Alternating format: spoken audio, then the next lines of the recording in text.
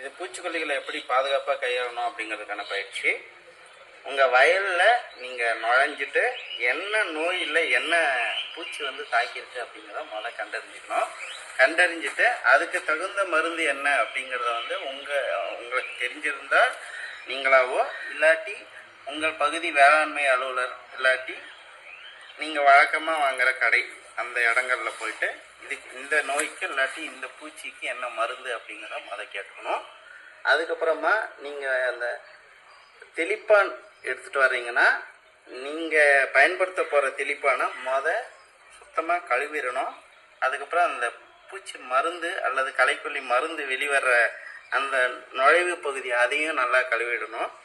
கழுவிட்டு காய வச்சுட்டு அதுக்கு பிற்பாடு உள்ளார நீங்கள் தண்ணி ஊற்றி வைக்கணும். தண்ணி ஊற்றி வச்சு வழியுது அப்படின்னா லீக் ஆகுது அப்படின்னா நீங்கள் அந்த மாதிரி இதை பயன்படுத்தக்கூடாது. நீங்கள் அதை சரி பண்ணிவிட்டு இல்லாட்டி புது தெளிப்பான யூஸ் பண்ணிக்கணும்.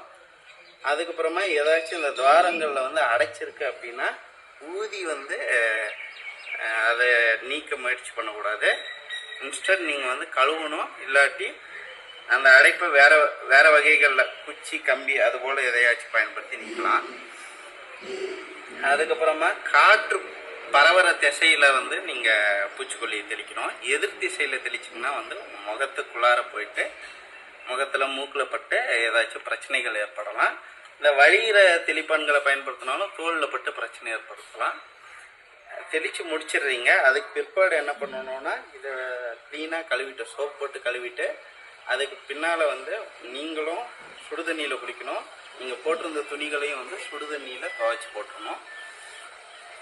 இந்த தெளிக்க போகிற கிட்டத்துலேயே வந்து உங்களுக்கு ஏதாச்சும் எமர்ஜென்சி தேவைப்படும் அப்படின்ற மாதிரி சூழ்நிலை வரலாம். அப்படிங்கிறதுனால முதலுதவி பெட்டி, அப்புறம் ஒரு வழி தண்ணி, சோப்பு, டர்க்கி டவல் அந்த பெரிய துண்டு அதெல்லாம் எடுத்துகிட்டு வந்துடணும். அதே போல் நீங்கள் தெளித்து முடித்து பிற்பாடு அந்த கொள்கலன்கள் கண்டெய்னர்ஸ் வருது இல்லைங்களா, அதை வந்து அப்படியே தூக்கி எறிஞ்சிடக்கூடாது. ப்ராப்பரான டிஸ்போசல் எப்படி அதை வந்து கழிவு அகற்றம் பண்ணணுமோ, அதாவது மக்கும் குப்பை மக்கா குப்பையில் பிரித்து அதை டிஸ்போஸ் பண்ணணும்.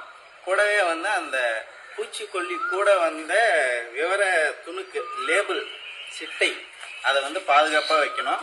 ஏன்னா நாளைக்கு ஏதாச்சும் பிரச்சனை அப்படின்ற போது நீங்கள் அதை காட்டி தான் வந்து சிகிச்சையோ இல்லை வந்து அதுக்கான நிவர்த்திகளோ, இப்போ அந்த மருந்து சரியாக போகல வேறு மருந்து பயன்படுத்தணுன்றதாகட்டும், இல்லை ஏதோ அதை தவறுதலாக உட்கொண்டுட்டாலோ சரி இல்லை பட்டுட்டாலோ சரி மூக்கில் படுது அது மாதிரினாலும் சிகிச்சை எடுக்கணும்னா என்ன மருந்துன்றது தெரியறதுக்காக நீங்கள் அந்த விவரத்துணுக்கை வந்து பாதுகாப்பாக வைக்கணும். அவ்வளோ.